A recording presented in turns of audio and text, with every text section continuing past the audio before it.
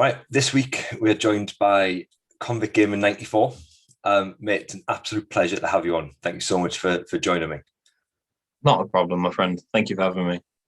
Mate, so this episode's a bit of a special one, isn't it? So it's to coincide with you reaching 100 followers. And the idea behind that was to explain the meaning behind your gamer tag. Yeah. Yeah. Right. It is quite obviously a deep situation, bit of a, it's still quite difficult to deal with, but obviously I'll try and get across to everything and to everyone that, and hopefully it'll come clear for people to understand really. Mm-hmm. We'll see. So what is the meaning sort of behind it then? Right. In 2017, it was February the 3rd at 2:00. I was unfortunately involved in a very, very big car accident. And unfortunately, the third party involved, their passenger, wasn't wearing a seatbelt at the time. And they basically came out of the vehicle and, suffered serious injuries. They also later on in hospital, they had a severe heart attack and passed away.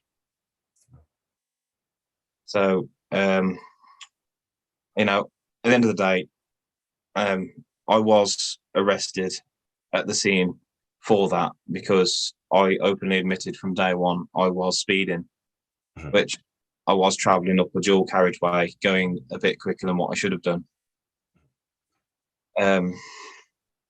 So yeah, I got arrested at the scene. They took me to the police station. They explained that the third party is okay. They're stable. They're stabilizing, which is very, very good. I thought, right, thank God for that. At least like the person's okay. Later on, after a few hours, obviously in the holding cell, they told me later when they took me for an interview that unfortunately she'd suffered a heart attack and passed away. So it's really not a nice thing to deal with. Going about your daily life. Yeah. To then end up in, for doing something, a little bit silly, somebody's had to, suffer the way they have, and the heartbreak it's caused through, to their family, to my family. It's absolutely devastating to deal with. Yeah. But thank you so much for sharing that. I appreciate how difficult it must be to kind of open up and explain things, because there's no real reason you don't have to do that. So I really do appreciate it. I mean, we'll go into kind of back to that in a little bit, but so that the people watching and listening get to know you a little bit. Kind of when you've grown up, kind of what was your your main interest as a child, and like where would we have seen mini you? you know what? And I was trying for this. The ironic thing is, as a child, I always, always, always wanted to be a police officer, which I know now seems slightly ironic, but I've always wanted to be able to, do my bit to help the community. Do you know what I mean? Yeah. I know some people have different views of police officers, other people have very good views of police officers, but with the experience that I've personally had, they're there to help, and, the reason they're doing what they're doing is to enforce everything. And I wanted to be a part of that as a child. Yeah. But growing up, my interest grew up, and changed. I still had the interest in that, but it was all cars. My dad being a mechanic at the time, it was just the love of cars, and that's basically what my whole life has kind of been. Yeah. It's been great. I did a lot of sports. football teams. I ended up playing for a semi-professional reserves team. We, it was quite good. I was quite good. I was. I don't think I'd personally gone any further. I was fast. That's all I could do. I could just run. That gets you out of a lot of things. Yeah, it did. But the same with rugby. I played quite a bit of rugby. I got offered to play for local teams. But again, it was just because I was quick. You'd hand me the ball and I'd go. No problem whatsoever. But, basically my life's just been sports and cars. And then the sports died off as you grow up and you find beer and women, typical bloke stuff. Yeah, interests do change, don't they? And sports kind of take a little bit of a backseat. Yeah, but basically, it just refers back to the constant love I've ever had has just been cars, working on them, rebuilding them. Obviously the feel of driving, everything's just been all about that one section essentially. Yeah, it's been good fun. It's been very, very good fun. Brilliant. So obviously in 2017, wasn't it? You said so the incident happened and you were arrested. So how old are you now?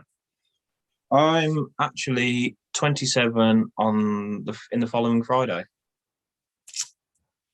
There we go. Still way younger than I am. You still look better than I do. Oh, yeah, too kind. So when you were arrested, you kind of touched on that earlier on.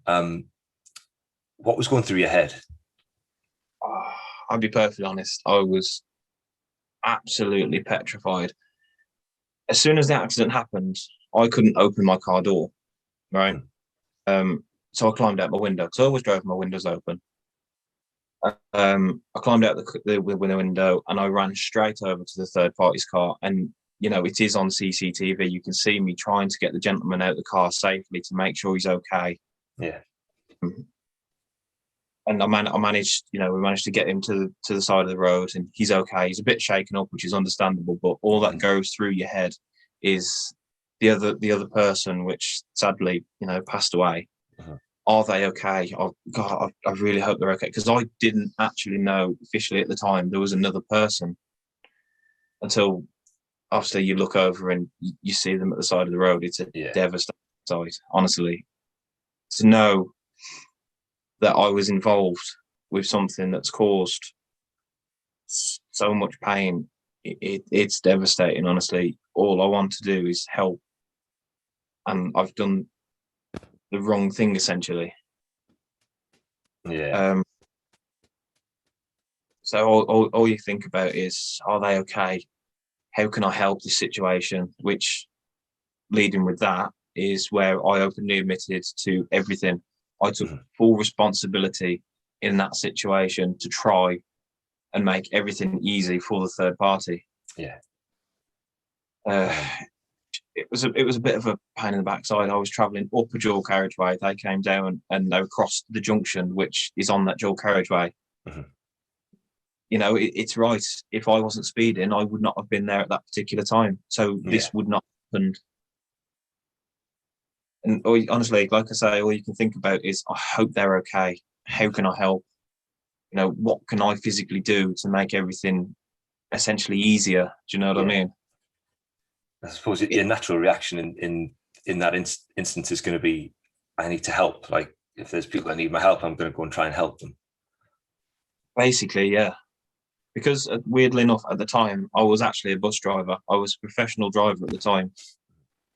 So all I wanted to do, the whole point of me being trained in what I was doing, my profession at the time was, right, if this situation arises, I know what I can do. Yeah. I'm trained in that incident to be, trying to help and trying to take care of people. It's same as the training I received when I tried to join the Territorial Army. The case of, you know how to help, you know what to do. Just kicks in automatically, doesn't it? I just tried my hardest, honestly, and unfortunately, efforts weren't quite enough, really. No, I appreciate it. It must be tough, kind of looking back on it as well. So when obviously you admit to everything like you've told me, what what was the process after that? Was there a trial? Like, how did the sentencing come about? No, because I openly admitted to everything straight away. Over a period of months, I was allowed, because officially I've been arrested and released on bail under investigation. Mm-hmm. I was still allowed to go about my daily life, which I'll be perfectly honest is a real struggle after that. Yeah. But trying to get back, I ended up getting sacked from the place that I was working on the buses, which Mm-hmm. is understandable because you can't really have somebody who just calls that transporting hundreds of people, thousands of people a day. Yeah. So understandable. Got back into construction, and then between doing bits of work, going to see solicitors a lot of reporting on bail every week. Then it comes to magistrates court, and because I was being charged with causing death by dangerous driving, it was too serious for magistrate courts to deal with, so it's referred immediately to Crown Court. Mm-hmm. A month later, I pleaded guilty at magistrates court at the earliest opportunity, which I held my hands up. It was my fault, so I did. Mm-hmm. You go to Crown Court, which honestly is the worst bit of the whole process. It is so horrible. You sit there in like essentially a glass box or a plastic box, and and somebody is obviously he's looking on it from the outside, is passing judgment on the way that is kind of fair, but in another view, they also try. It's quite weird. They also try and prosecute you with everything else that you've ever done. They try and use that against you. It's quite strange, but at the end of the day, I pleaded guilty, and I pleaded guilty in Crown Court. Yeah. So no trial, just a straight sentence. Unfortunately, they did officially sentence me without all of the evidence, which I thought personally was quite strange because they didn't actually file and find out, solid bits of the other evidence until like the day before I was actually due to be sentenced at court. But going through that process, having the judge there, it's extremely intimidating, to be honest with you, especially when you've just been going through your day-to-day life. Yeah. At that point, like I said, I pleaded guilty. Passed judgment. I was given 5 years and 4 months incarceration and a 9-year and 8-month driving ban. It was quite a heavy one, to be honest with you. From there, you've been sentenced, so you're taken immediately downstairs, and that single-handedly is the worst part of everything. It's devastating to know, what's happened, but to see everybody's heartbreak in that courtroom in one section is absolutely, it's mind-blowing how bad it really gets. And that's when you officially hit rock bottom. It's hard. It's exceptionally hard knowing what you've done, but to face it and to see what physically happens to everybody in that courtroom is astonishing. It is, that is one moment, well, 2 moments of my life that I never ever want to relive. Is obviously the accident causing the pain and going through the court. Yeah. But from there, you're officially taken downstairs, the paperwork's processed, you're put into a holding cell, and you're taken straight to your local dispersal prison. It's the nicest. Yeah, I mean, that sounds brutal, in fairness. It is. I mean, so you were given that length of sentence. How long did you serve? Unless you've been officially given something like it's what's it called? EPD something. Unless you've been told you physically have to do an extended period, then you immediately do half. Yeah. So, myself, given 5 years, 4 months, which when you actually consider what's happened, that's not a lot for somebody's life, essentially. No. It's really not. But I did 2 years and 8 months in HMP Birmingham, HMP Featherstone, which is the other side of Wolverhampton, and then HMP Hull Grange, which was an open conditions prison. And from the open conditions, you're allowed to go to work, but they take, obviously, after you pay tax, they take 40% of your wages, which, okay, but you're still earning money. You're also then allowed, after a period of time, I had to do something called a 3-month lie down. And then because of basically the seriousness of the incident, I was put on something called MAPA, something like Mass Area Public Protection Agreement or something like that. And, which when you think about it, that's the thing that, like, people like murderers and all those kind of things go on. It's a very, very serious thing.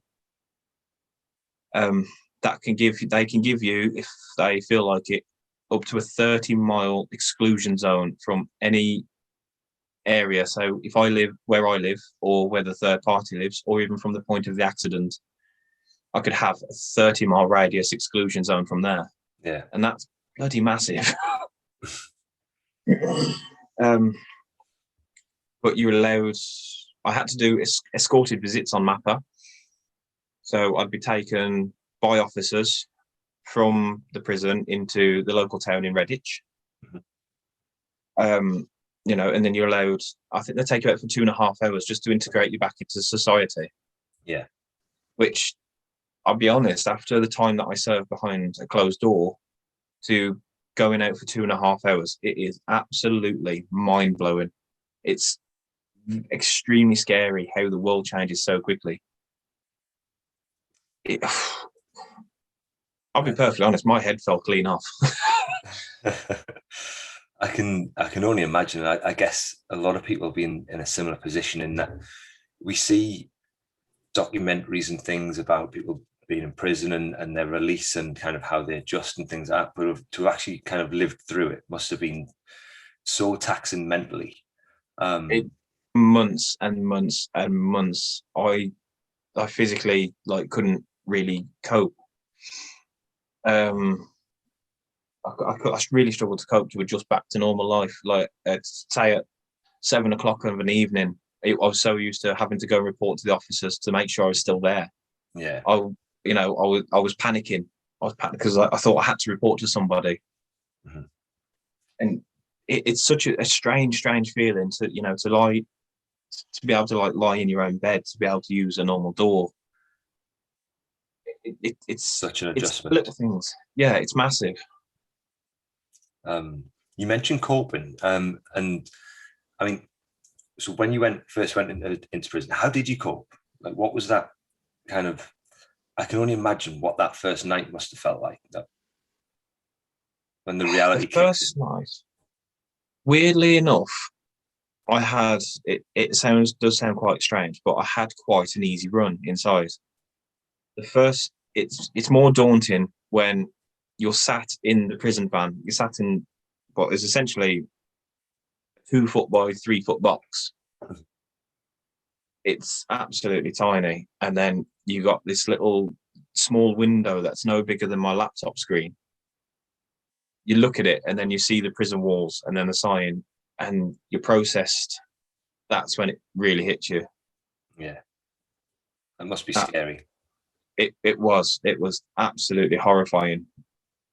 But the first night I officially got there, because I was in the situation that I was, and I was so terrified, the officers actually did a very, very good thing. They gave me a job straight away, which meant I went into a dormitory of 4 people, as well, a cell of 4 people.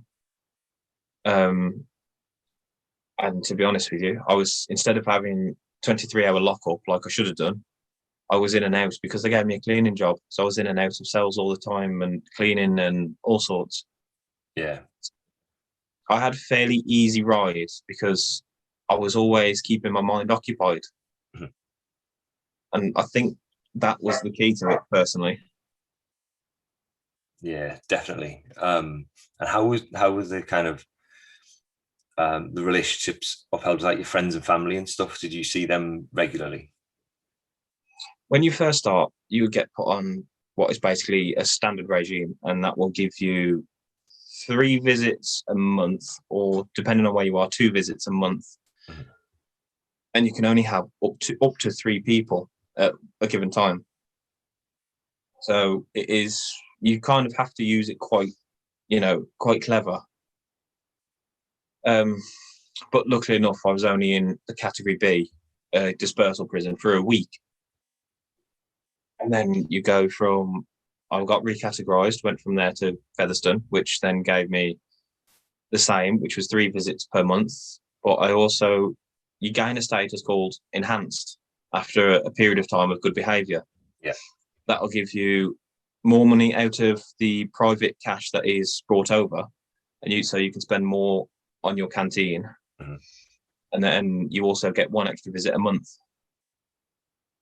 So you end up with about 4 per month, which will work out to 1 a week, which Yeah, it's not a lot, is it? It's not. But when you're in such a routine, it's surprising how quick it comes around. But it also gives you something to look forward to. An hour and a half, 2 hours to really look forward to in a week. Yeah. That kind of keeps you connected and keeps you going. So now we're at the point now. I think you recently had an anniversary of your release, wasn't it? Was it the first anniversary? Yes, it was. It was my. When was it? It was the 28th of February. I'd just been released for a year. How did that feel when that date hit? Surprising that how quickly that really went. Now, since I come out, all I did was work and work and work, even through the pandemic. I've worked on HS2. I've worked in construction, back as a carpenter. I've worked as a pattern printed concreter. I've done commercial spray painting, and now I'm working in commercial bodybuilding. So it's just constantly been work. Mm. Essentially, you keep your mind busy, you keep yourself busy, time flies by, and Yeah, it's very, very surprising, really. I mean, obviously you could have chosen to keep the story to yourself, but we've had conversations before kind of around you want to help people. What made you decide to want to do that? Because if I can use my story essentially to make more people aware of, the dangers of the road, the dangers of things like your mental health, having to deal with things when you feel like you've hit rock bottom. Mm-hmm. If I can get my story and everything across to people, it may just potentially save one person's life, and that's worth it. I'll be perfectly honest, when you hit rock bottom, there is thoughts of everything. Yeah.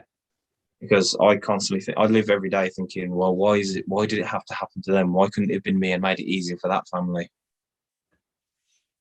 Yeah. And it's one of those things as well where I think if people are being honest, 90% of the population probably do go too fast at some point. And it can literally happen like a split second and things can change. So what are your plans moving forward to help people? Do you have any set plans for that, or with it being so soon, is it still kind of a work in progress? It is all a lot of work in progress, but the main idea that I've been having recently is obviously it's a little bit different, because obviously with mental health there's a lot of speaking to each other, trying to support each other. Mm-hmm. But the main idea that I've had is actually I want to try and start up a donations page, like you see a lot of large streamers do. But what I purposely want to do is, which I've spoke to my partner about it. I spoke to my grandparents about it, which they have quite good connections to the things that I want to help. So everything that is donated through this page that will be linked to my Twitch when I get round to it, everything that is donated, it will be given to different charities. Like, one of the worst moments I ever had while I was away was my nan passed away while I was inside. Yeah. That's still hard today. But that where she was when she passed, they took absolutely amazing care of her. She'd battled cancer for 14 years. Wow. And they took amazing care of her. And what I want to be able to do is, with those donations, that's the first place that I want to go, because they're doing such an amazing job in that hospital. Yeah. Specifically on that cancer unit is where I want to, I want to be able to help. And then I want to branch out to things like, major charities like Midlands Air Ambulance, who do a phenomenal job, and they're charity run. They're not government funded. And then there's other mental health charities that are quite local, local hospices. So every time I hit a certain milestone with whatever donations come in, I want to be able to donate that. And every single penny that is put into there will be given to these charities. Amazing. Absolutely amazing. And it's good that at least something positive can come from such a kind of a traumatic experience, I guess. So phenomenal, like really, really well done. And thank you for sharing, because I appreciate how difficult all this must be as well. It is. Go on, mate. I was just going to say, mate, it is quite difficult to deal with. But as I said, if I can take this incident and, prove to people the dangers of everything and how quickly things can change in an instant, maybe it'll change someone's thinking, and maybe it'll save people's lives. Mm-hmm. So that's the idea. Amazing. It really is admirable. And because some people would choose to just kind of keep it to themselves, work through it themselves, but to be so open and say, I held my hands up, but this is what I want to do on the back of it is a massive, it's an admirable quality. It says a lot about you. So to round up then, if you had sort of one bit of advice to someone going through what you went through, or a family that's gone through what your family went through, what would it be? Don't give up, basically, because if anything that my life has proved is, no matter how hard and how difficult things get, you can always rebuild. And, there is a good quality of life out there. You just have to keep going. Mm-hmm. Amazing. Brilliant. Thank you so much. Not a problem. I really do appreciate you sharing that one. Not a problem at all, my friend. And there you have it.